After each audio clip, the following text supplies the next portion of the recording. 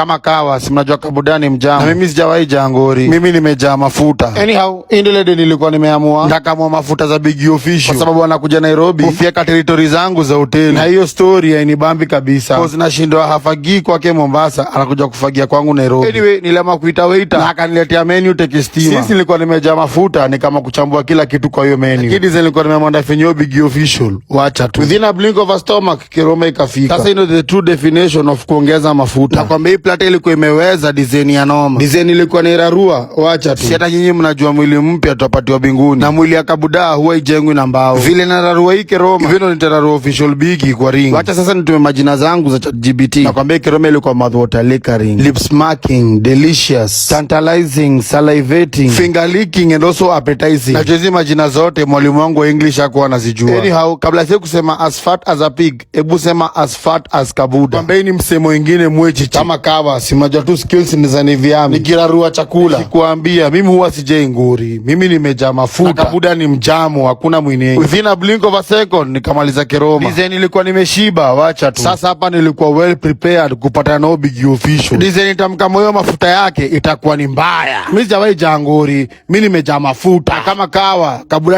ataishi kukuwa ni mjamu. Anyway, wada, welcome at Picasso restaurant manzi. Look how the place is mesmerizing, eye catching, tantalizing. Ini place poa sana ya kukama spend some good quality time with your family and friends. Usiseme zionesha chochea Kiroma kwa sababu nishapeleka na rada. Picasso is the best place to hang out around CBD. Kama kawa, come on and spend some good quality time.